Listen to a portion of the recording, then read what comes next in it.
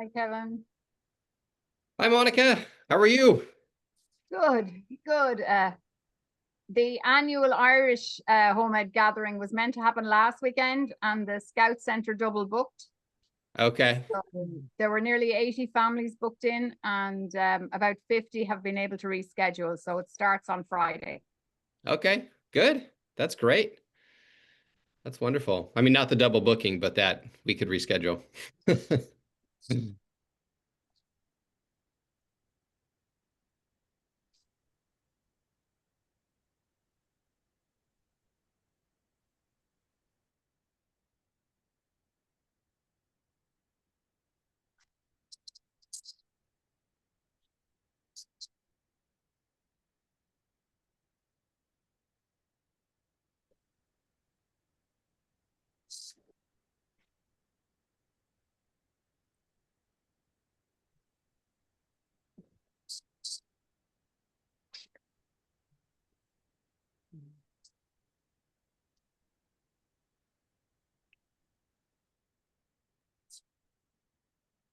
All right.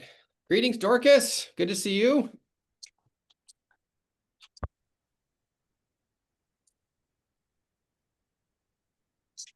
Ray, good morning. Are you on the East Coast? Are you at home? Yes, I am. Okay, good deal. I'll be home actually for the rest of this month. Of course, that's not all that much left, but home for the rest of the month. That's right. You know, take what you can get. Exactly. Good morning, Danny. Thanks for jumping on. Nice to see you. Hello, everybody. Paula, nice to see your face. We've had some email traffic, but have never met. It's nice to see you. Hello, nice to see you too. Thank you for welcoming me. Absolutely. Happy to have you.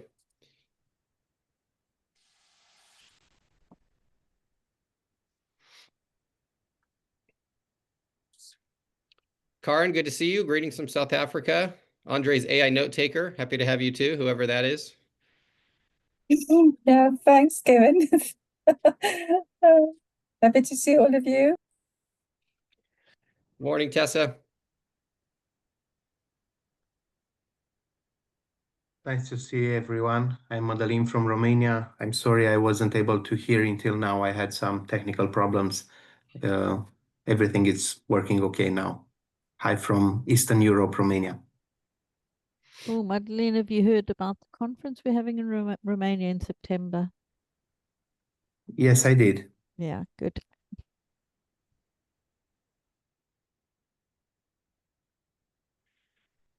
Gerald, do you want to kick us off? Would be glad. I'd be glad to, Kevin.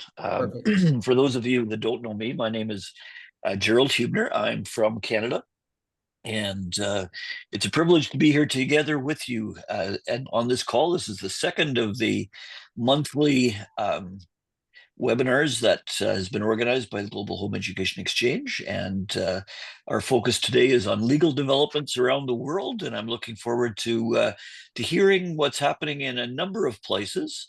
The objective is really just to share together, yes, to understand what's happening in these places, but I think to be able to say, what can we do together? How can we strategize? How can we work together? How can we support each other? And how can we network? And that really is our purpose here today. So Kevin and Clarissa, thank you for organizing the call today. Probably more Clarissa than Kevin in terms of organization, but thank you for that.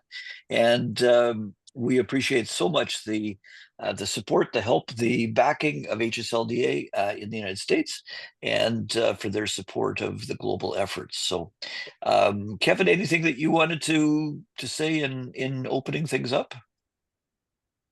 Yeah, just welcome. You know, we're doing something a little bit different with some of these workshops. We hope that they're value added. Of course, we welcome any feedback. We want folks to feel that the hour that they've spent here is worth the time in knowledge. And so we're trying to make updates and improvements. So if you have feedback for us, I've got pretty thick skin, so let me know what those are, and we'll adjust as necessary. It's nice to see some old and some new faces here this morning as we fight for freedom globally together. So that's it, Gerald. I appreciate you taking charge of the meeting today. Glad to, and we're privileged that we've got 3 presentations from around the world today, and we are going to start with a presentation on what's happening in Uruguay, the Uruguay appellate victory, and Flor from Venezuela is going to be talking to us about that. And Flor, welcome. It's great to be able to get some intelligence and insight and your words from what's happening on the ground in Uruguay. So welcome, Flor. We'll turn it over to you. Thank you. Thank you for this invitation, and it's an honor to participate in this conference with you and Kevin. Today, I'm going to talk about the court's decision that was recently won in Uruguay in favor of Mennonite community. This is a summary of the case. Okay. National Administration of Public Education initiated this process by denouncing an alleged violation of the right of education of the children attending the Mennonite Community Education Center. As they are outside the national education system and their parents are failing to comply to the obligation imposed to them by current positive law regarding their education. National Administration of Public Education requests, both in the initial complaint and in appeal, that their children be enrolled in approved public or private educational center. Okay, this is analysis of the decision of the court. First, the Institute of the Children and Adolescents of Uruguay found that the children are studying according to their belief system, that the children have access to curriculum, that the children are not socially isolated because they attend class and participated in other activities with other children. The Institute of Children and Adolescents of Uruguay found that the classroom had a map of Uruguay and that the children received an education in accordance with the objectives of the Uruguay Constitution. I quote directly, the Institute of the Children and Adolescents of Uruguay's representative at the hearing held on February 24, 2025, state that the children are accessing a curriculum and are a student, and that the Institute was not responsible for regularizing this situation. In addition, having worked with the children's family, they added that the children on the community and those who attend the classroom are not socially isolated. Other people who do not belong to the community participate in social interaction, okay? And this institute found the parents' explain in the various documents that their children receive education that they choose, which is the result of a historical process that blends religion, morality, social, and economic organization, and their philosophy and of education life, okay? In the other part of this judge, we have a NEP, that is a National Administration of Public Education. They start this case. And the National Administration of Public Education did not prove these things that I will talk now. The National Administration of Public Education did not prove that so-called homeschooling supervised by a school outside of the country for the children residing in the country was prohibited. The National Administration of Public Education did not prove that this activity violated public order, hygiene, morality, or safety, nor that those providing education fell under the provision, the Article 18 of the Constitution. This public organization did not prove any violation of children's rights at the school, nor did it prove that they did not receive education appropriated for their age. This public organization alleged at the hearing that the children were isolated, but did not prove this, okay? It was shown that the children attend a school where they evidently socialization. Since children who do not belong to the Mennonite community attend at the same school. The children, the evidence shows that the children can socialize in clubs, library, playroom, parks, and sports activities. This is association. This is interesting because the ANEP, the National Administration of Public Education, usurp jurisdiction because it sought to act to defend their children, but this is not the responsibility of the children defender offices is opposed to this organization. And the court said that it does not represent the children, okay? And this organization can't replace them in the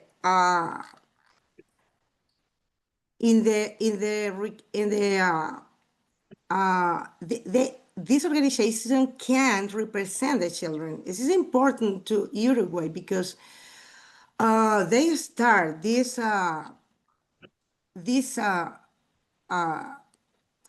case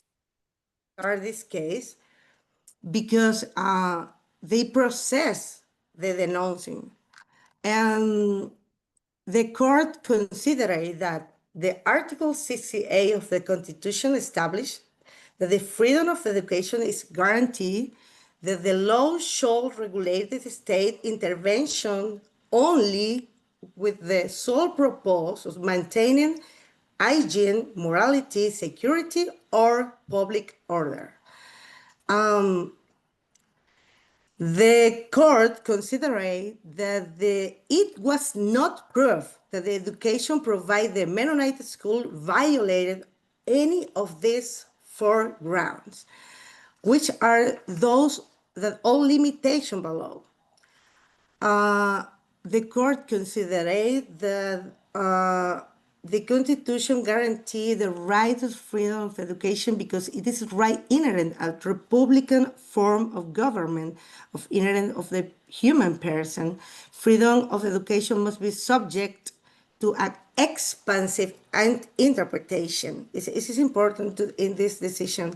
And the limitation provided for the Article 68 must be subject a restrictive interpretation. So the court say, when you need to make an interpretation about the freedom education in Uruguay, you need to make an expansive interpretation, no restrictive interpretation. This freedom can be only limited by a formal law. So the court concludes that there is no evidence that the teaching provided at the school to the children attends falls under any of the grounds for restrictions, okay, hygiene, morality, safety, or order. There is not evidence that the school's purpose is to prepare students to, through violence or violence destroyed to foundation to nationality, because they saw the map of Uruguay, they saw the class. This is important too. It was not evoked the proven that the education that children receive did not comply with the provision to the Article 28 of the Constitution, that it did not respect their dignity as human as person. Is what established that the compliance that the archive with the provision, Article 16, paragraph B, the parents are responsible for ensuring their children's education and participating in the education process. Parents of children attending to the Mennonite Center in particular fulfill these duties. The principle, it is so important too, the principle of legality established in Article 10 of the Constitution was invoked. All things that the law don't prohibit stay in the Uruguay legal system. The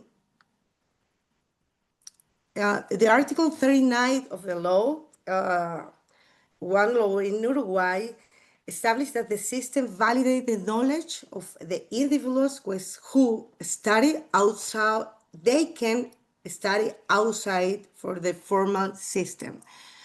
And they finally conclude this is unclear how it can be argued after all it has been proved that the children's right to education is affected, much less how it is possible to seek to force these children's parents through judicial means to change their school without a valid reasons, and it clear violation of the provision of Articles 10 and 41 of the Constitution of Uruguay.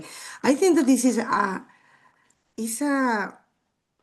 important decision for this for all the countries of Latin America, because they establish the base, the foundation for our defense first, and second, for establish what is the proof that we need and all these families, because we know that the Mennonites community is not the same that the families, but because they have a school, they go every single day to the school in this Mennonite Center. But I think that we can find the center of this decision in the proof. What administration public education did not prove, and what the court saw that is important for the homeschool family. Thank you. Flora, thank you. Can I give just 30 seconds of comments, Gerald? Go ahead, Kevin. So a couple of things that I think would be relevant for the broader community is the first is they looked at it through the lens of the rights of the child, even examining the Convention on the Rights of the Child. And we know that as you look globally, that's an issue that commonly legislatures and courts are looking at, and they did that analysis. And then specifically, they also touched on the Convention on Discrimination in Education, and specifically found that home education can be a valid means by which the full development of the human personality can be realized, which is one of the requirements in that document. So there's lots of really good nuggets of information as they looked at these international treaties, which many of our countries hold in high regard, and how to interpret those in a way with the expansive reading that Flora talked about, in a way to protect the child as a way to protect the state and their educational model. So really, there's really some good analysis there. If you need a copy of the opinion, let me know. I'd be happy to send it in Spanish, and you can translate it into whatever native tongue that you're in.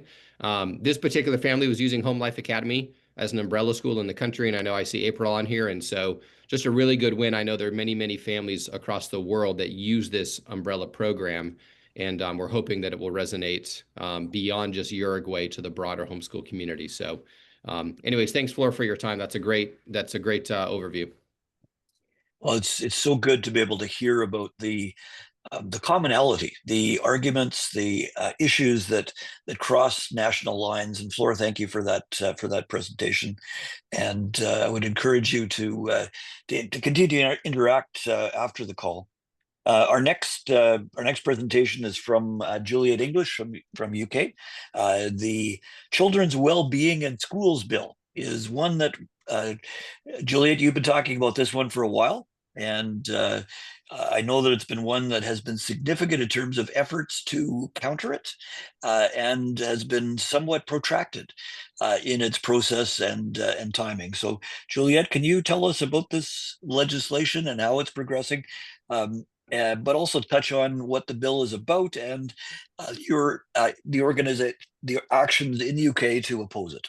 Yes, I'm going to share my screen, hopefully. Can you see the big UK flag?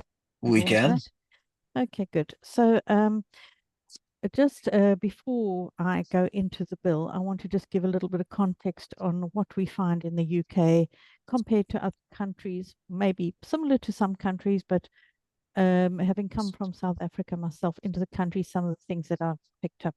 So one is this, the greater dependence on state. So you come from South Africa, as Corin will attest, you know, there's no help to be had from the state. So you kind of learn to just function on your own, get help from somebody else.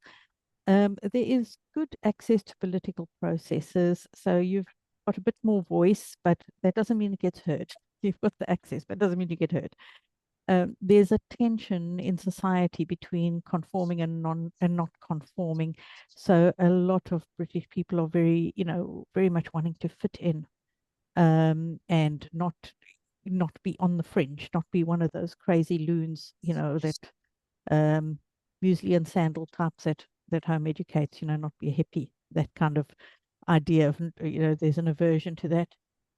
There's increased regulation. I was comparing here to South Africa, increased regulation, which means more order in some ways, but it also means a lot more sort of red tape box ticking kind of behaviors. There's a focus on citizens as being economic drivers. So they always want to try and get both sets of parents into work. So there's a push on early years and long school days because the school is seen as a provider of childcare. There's a condescending view of adults and parents, where the parents are often viewed with suspicion.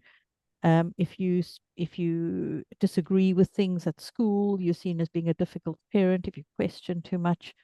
And it's always kind of, there's a lot of parent blaming that we find for all sorts of things, from special educational needs to meals, you know, nutrition and those kinds of things. Unfortunately, there are some parents that set that bad example as well.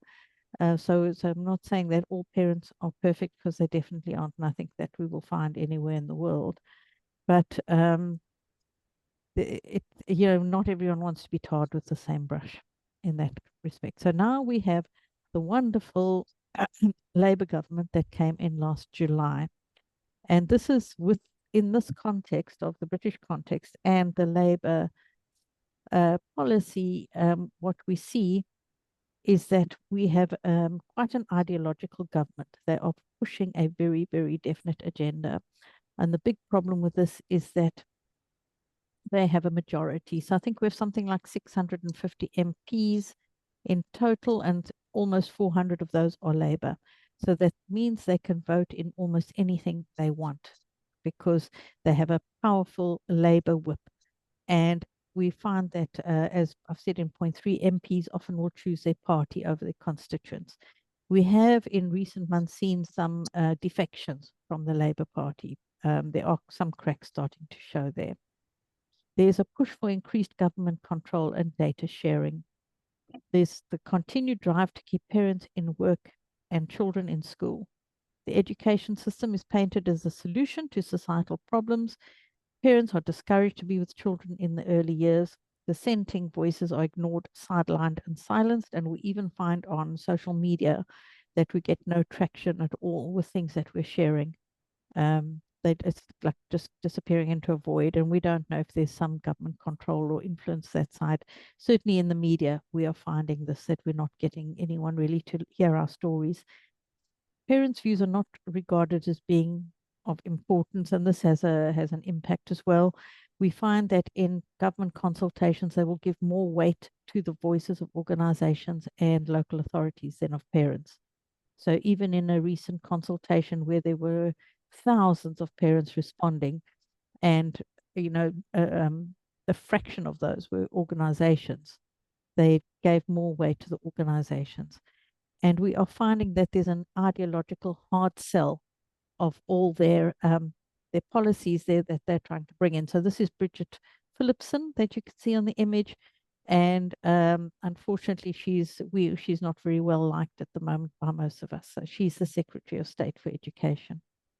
So this is kind of the kind of ideological stuff that we are seeing. So they make a real big deal about attendance in school, as if this is somehow going to ruin your life if you miss more than a certain percentage of school. They're pushing breakfast clubs. They call them free. They're not really free. What they've done is removed existing breakfast clubs. They're expecting schools to fund most of these breakfast clubs, so the schools are taking strain, and a lot of the schools have now refused to have them. But you can see that there's this big push on early years, even though this whole discussion about children being forced to learn too early, that it's actually been shown that it doesn't make an appreciable difference by the time they get to like 5th grade or whatever. It makes no real difference. But the kinds of comments we get is, our plan for change is helping to give every child the best start in life. Breaking the connection between background and success. So they're basically saying the background, how you raise your child, that is somehow hindering your child from achieving. Our plan for change is helping every child to achieve and thrive. And we get these messages, we are bombarded with them at the moment in the media.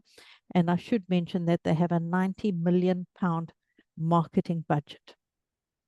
And so we are getting, it is pure propaganda we are getting at the moment, pushing this message. And a lot of the home educators climb on every single post and comment and question. And then sometimes they get deleted.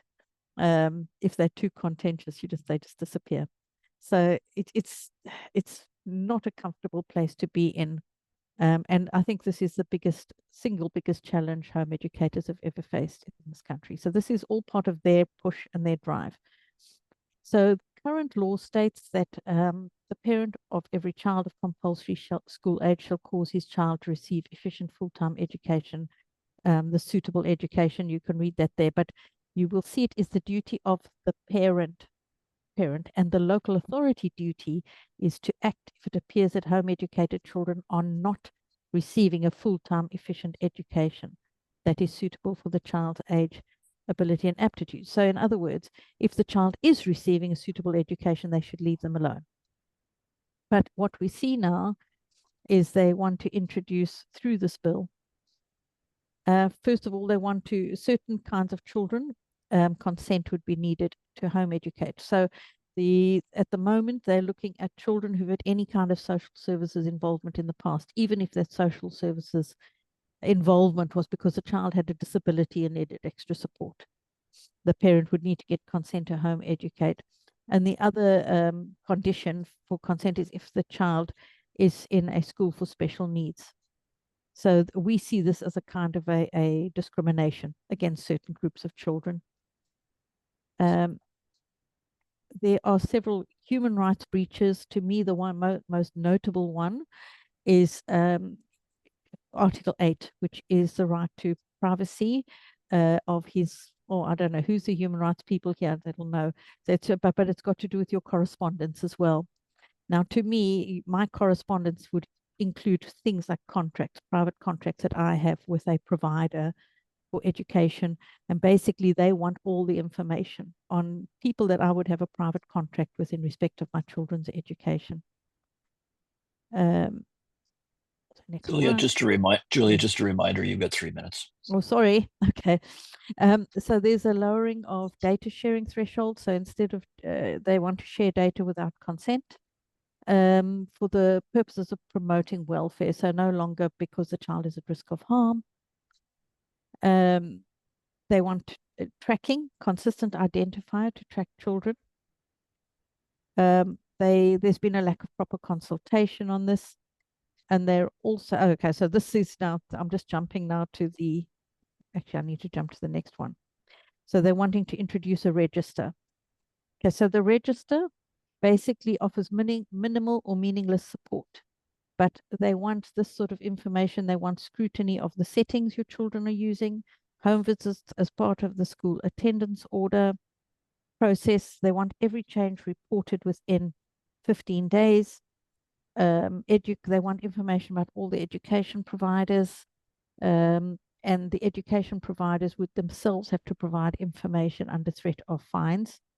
And parents would have to provide information under threat of fines or prison. And the information need not have anything to do with the child's actual education, whether it's suitable or not. Sorry, I did miss this one. This is what the kinds of things that the register would ask for. And then anything that's not covered here is any other information the local authority or the Secretary of State wants.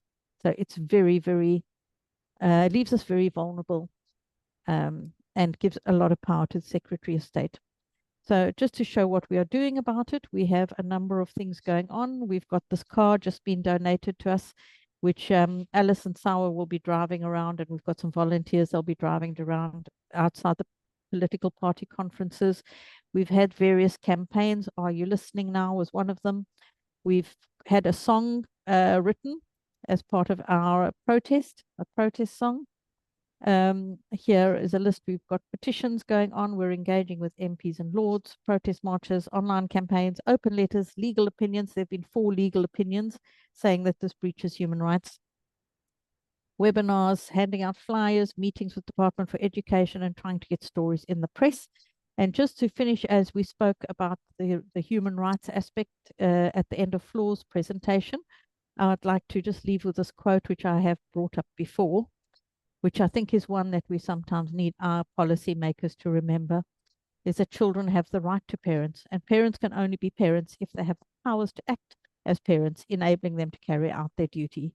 So parental rights are really children's rights. One cannot or should not be offset against the other. Julia, thank you for a very succinct and comprehensive presentation. I apologize to you and to all the presenters because there's so much to say, so much to be able to cover. You know, you're sharing, each of you, really a life's battle, the things that you're taking on behalf of your constituents. So thank you for that. I know that there's much more that could be said, but thank you for this this snapshot of what's happening in UK, and I know that there will be follow-ups, and people will be able to get more from you. So thank you, Juliet. Staying in Europe, but Eastern Europe, we're going to go to look at the prosecution and policy in Romania. And with us today is Madeleine from Romania.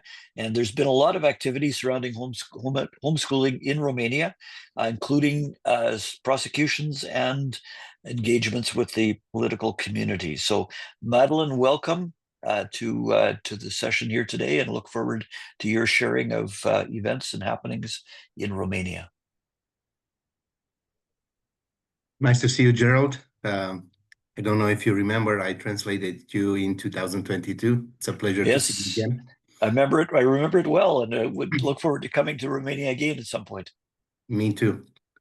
Okay, so I have 5 points. I hope I can have the time to touch all of them. A short history of homeschooling in Romania, the problem that we had last year and how it developed, the change that we had since then, and what is the situation now, and things to pray for. So we've been having homeschooling families in Romania for more than 20 years. The first generation are now doing homeschooling with their children. They are grown up, and it's a good thing to see that wave. But in the beginning, there was very few families that would do homeschooling, so it wasn't so impressive for the authorities, so they let us alone. There wasn't any type of regulation that would stop us from doing homeschooling. We would enroll mostly in the United States and in UK. I first attended a homeschooling conference in 2008. Then we decided that we will also do this. My wife is a teacher. I'm a social worker.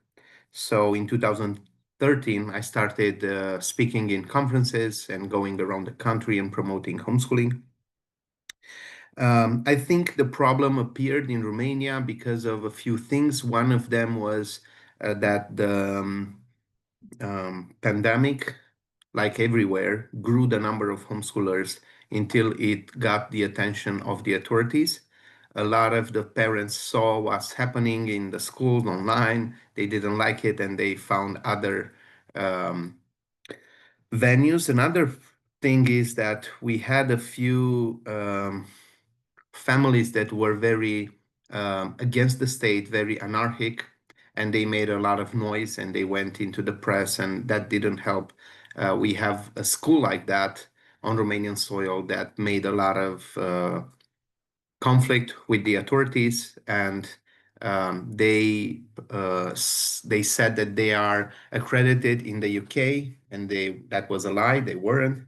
So the parents that were enrolled in this school sued that school and sued the state that it didn't tell them that they are outside the law. So we brought this upon ourselves in a way. Another, I'm not talking about the Christian community, but the general big homeschooling community. Another problem, I think, is that some umbrella schools don't ask that the children go through all 4 grades in high school before they have the GED, and then they go to the state to have the diploma recognized, and then to study in university. So because we had a lot of children that were skipping 1 or 2 year schools, the authorities didn't like that at all. So last year, we started hearing more and more of an aggressive approach. Even at the end of 2023, we had the first case that went into the court. They were convicted in the first court, then we fought in the second one, in the appeal court. They lost there. It was a perfect case for the state with parents that had low education. They were enrolled with HLA. Then they took 2 other families to the court. We saw a very big rise of families that were investigated, but they wouldn't prosecute any family. If you could fight back, they wouldn't pick you. They picked vulnerable families. So that family also lost in the highest court in Romania, which was disappointing for us. We paid for all the fees and all that. We got involved as a movement, but it didn't go well. Then we asked for a meeting with the Minister of Education. So we had this meeting, me and the representative from the Mennonite School, CLA. He's also a lawyer. So we had meeting with a lot of authorities, but this was the first time that we met with the Minister of Education. So in that meeting, she threatened us, saying that she will make homeschooling disappear from Romania.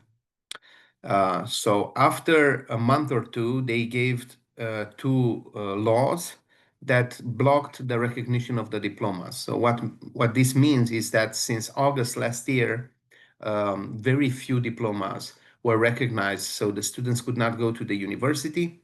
So this started another legal battle.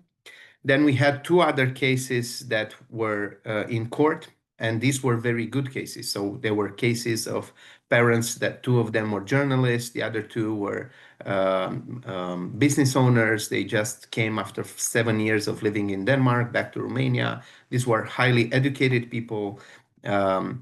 And they were enrolled in accredited schools like ABECA. So we lost in the first term. I was there. It was really sad for us. Then we made a documentary about this and a petition, and we started making noise. We went to the appeal court, and in the appeal court just recently, we had a very weird sentence, which means that they didn't contradict the first court. The first court gave them 5 months of jail, but it wasn't like you have to do it now. You have 2 years in which to put your kids back to the school, but they couldn't say that directly. So it was a slap on the wrist, but the appeal court said they won't give them any, just an admonition. So they weren't under the threat of going to jail or anything. So it is a a sentence that we don't really know what it means. We are in a very big turmoil in Romania in regarding to the elections that were canceled and the new government, which is almost falling. We have the worst time in our economy since the recession. So we have a new minister. We met with him a few times. I met personally, just me and him, a few months ago. But then we had some meetings in the Minister of Education's office. We met with the president of the Senate Committee for Education. So in 19 May, they came with a report, this new minister, which is open, and we have a totally different discussion with him, and totally nothing with threats or something like that. That's why we think that these other two cases were not treated like the first one, because we had a change in the minister and the people around him. So we met with him. We met with like a congresswoman that promotes the legalization of homeschooling.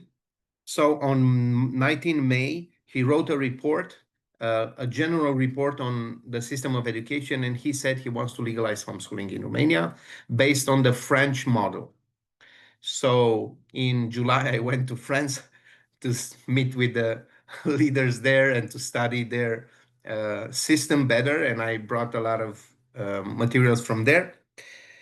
And now we're working on a proposal together with the congresswoman that I told you about, and together with the president of the Education Committee from the Senate.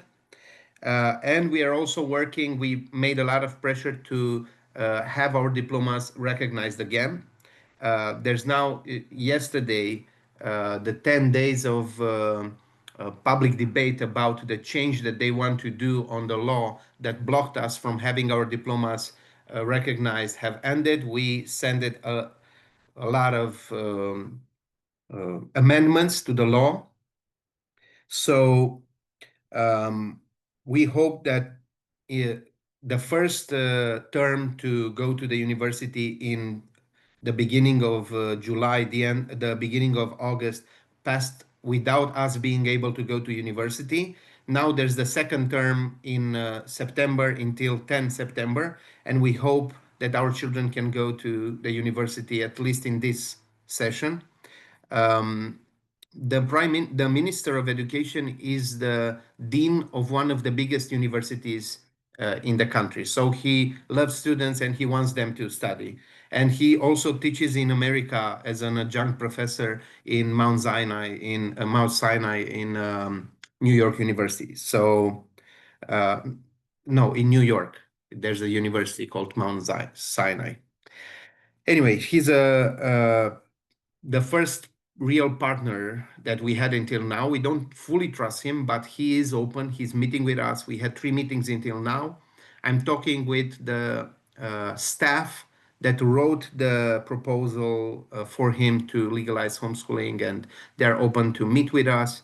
I think we will have a new meeting in the next week based on the recognition of GED and other diplomas, international diplomas, and the ones that are from accredited schools. So if you want to pray for us, pray for the families. A lot of families, because of what happened in the last year and the threats and people being dragged into courts and stuff like this, have renounced homeschooling. They kind of stopped the growth. Pray for umbrella schools to be open on Romanian soil and to obtain the recognition of the Romanian government. That would make things really easy, and it will change the way that the state relates to us. Pray for a new law that will protect the liberty and that will not force us to be enrolled in the Romanian system, that we will still be able to study in English in America, in the UK, or wherever we want, that even if they make a Romanian homeschooling system, that they will not force us to be enrolled in that one, that we can still go to the international ones. Pray for In 2 weeks, we have the national camp of homeschooling. We are around 200, 250 people hoping there with the children. Pray that the authorities don't come. It would be really easy for them to come there. And also pray for the leaders of the movement. We are a group of around 10, 15 men and women from different areas, but there's a group of 4 that go to meetings with authorities and make the documents, and we propose the changes in the law and stuff like this. So it takes a lot of time in all this work. Yeah, so pray for the new minister that we have, that he will not be thrown out, because they are making big protests against him. And it looks like we will have another minister, which means we'll have to start all over again, the whole process. And we really don't want that to happen. So I hope I haven't made you dizzy with all this information. We are in a way hopeful and enthusiastic, because we are, for the first time in 20 years, invited to present our case and to show the results and the benefits of homeschooling. And they are not treating us like we are like the last year, the Minister of Education told us we are a threat to national security. We haven't heard that type of rhetoric since January, since we have this new minister. So he even talked very positively about systems in the world that have this system and that functions really well. And he gave a few examples, and he said he wants to implement the French system in Romania. Gerald, you're on mute. There we go. No, I'm not. Madeline, thank you. It's for me personally, it's great to be able to hear about the developments in Romania, having been there several times, and it's exciting. But it's also a challenge for you, and I thank you for your leadership and the leadership in Romania. I regret that I would have loved to have been in Romania for your big event, but not this time. Maybe next time. So great. So thank you for your presentation, and we certainly will be praying with you and for you in the event. So appreciate that immensely. Our last presentation today is from the other side of the ocean, from Argentina, Danny Baker. Argentina has seen a lot of growth, and we hear support from a recently elected president that's generating some excitement. So Danny, welcome, and we're looking forward to your sharing about Argentina and progress in South America.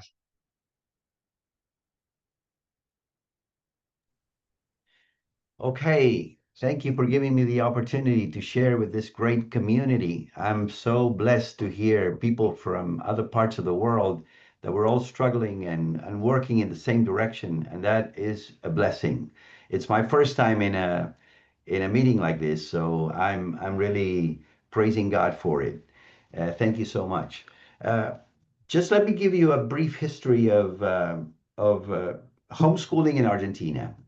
I believe to be probably the first family, my wife and I, about 30 years ago, 35 years ago, we started homeschooling without knowing that homeschooling existed. So we have been going around the system the best we could, my wife and I, never knowing that there was other homeschooling families, and I believe there wasn't. Maybe there was, but I haven't met any families that were doing that before. I was surprised when in '98, our oldest son was already getting ready to go to high school, or middle school as they call it in America.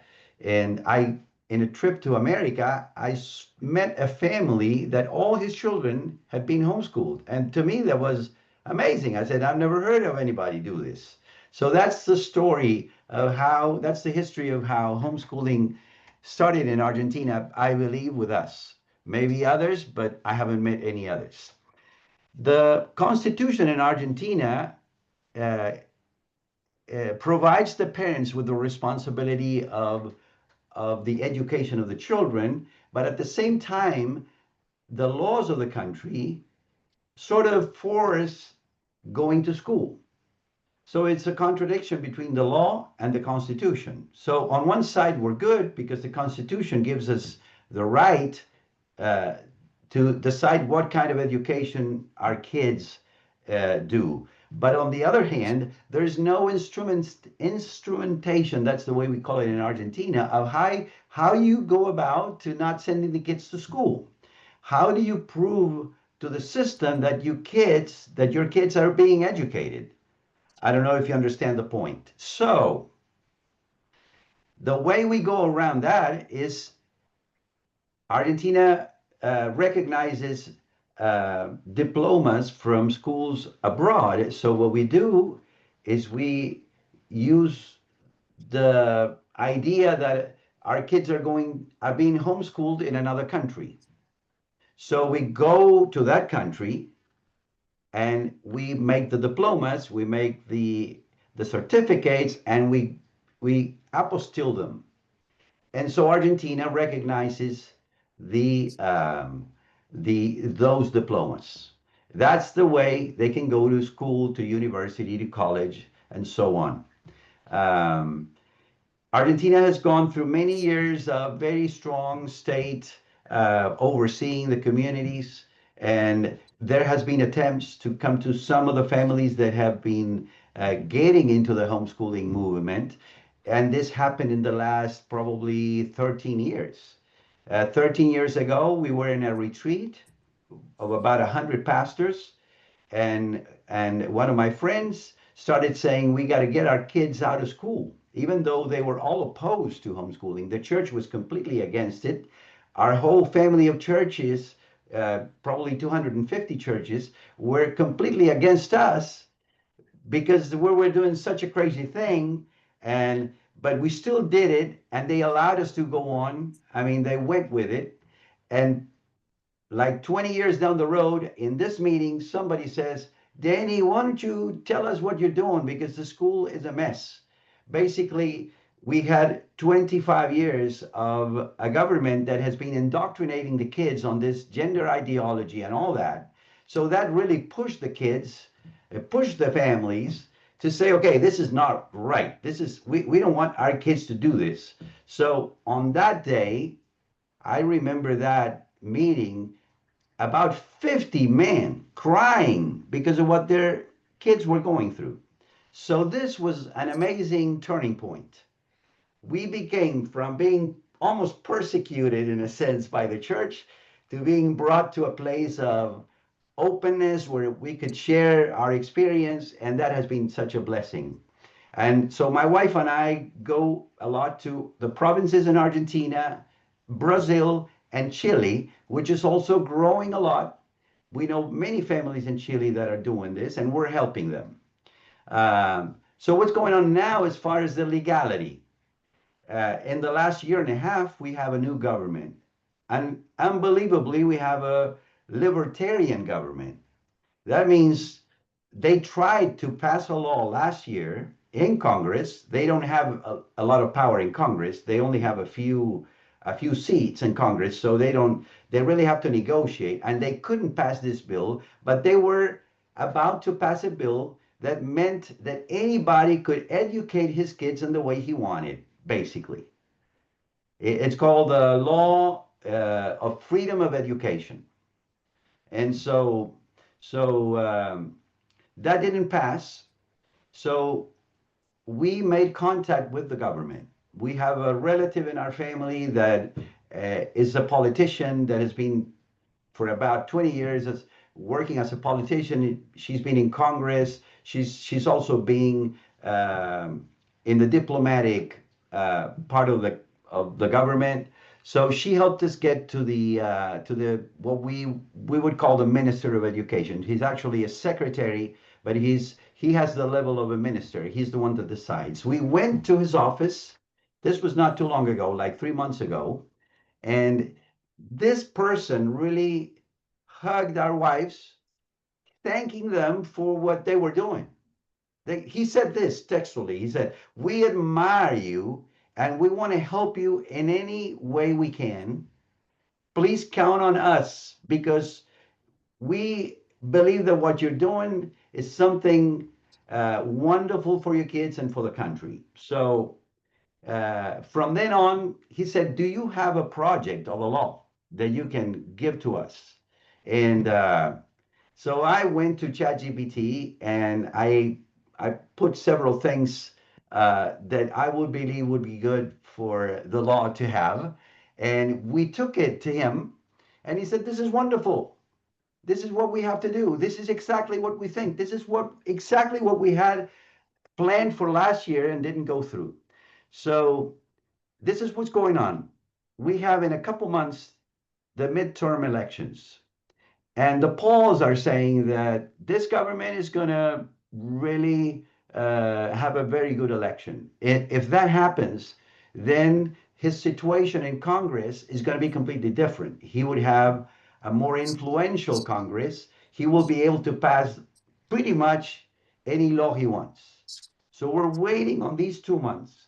If you want to pray for us, pray that this government gets the votes, that Argentinians go back to their minds and really support the changes that we're having that are going beyond the changes of education, the changes in education. We're having, I mean, we went from an inflation of 40–50% a month to 1.5% a month. So the country is going in a direction. I'm not having preferences for a man or somebody in government, but I believe the trend that he is going through is wonderful for the country. So pray for us. And we're really working on the first Latin America, let's say, workshop the last week of October. We're going to make it open for anybody that speaks Spanish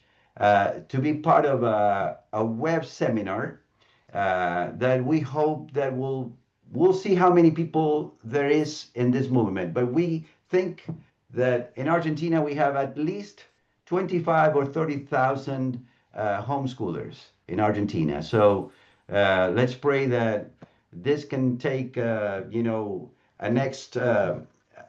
step, having a law that supports parents. And one of the things that the government is planning to do is to give us access to a web-based school system that the government already has for diplomatics. And he told us, the minister said, if people want to use that, we are open for them to use it. So that would be a simple web-based, homeschooling tool for parents that don't have a big education, that are not very good in teaching their children. So that's where we are. Danny, thank you for telling us the story of, it all comes down to what happens. We start with our story. What's our homeschool story, and that's usually the way I find that conversations start between homeschool leaders and families. So thank you for sharing your story, and then how it relates to what's happening in Argentina and beyond. So it's so encouraging to be able to have the time, and we wish that we had far more time. But thank you for what you've shared with us here today. The 4 presenters, thank you all. It's been great to do a little bit of a tour around the world. And just to wrap things up, just wanted to highlight for you and bring your attention to other events that are happening in the next months that you can tell others about. Starting in August is the Eastern Africa Conference that'll be happening in Nairobi in early August. It's not on the list that all of you might have seen, but happening in Ukraine in the midst of the war is the Ukrainian National Family Education Association Conference, which will be September 12 to 14 in the Kyiv area. And it's exciting that families there are able to get together and doing this amongst the turmoil and those things that are happening in that country.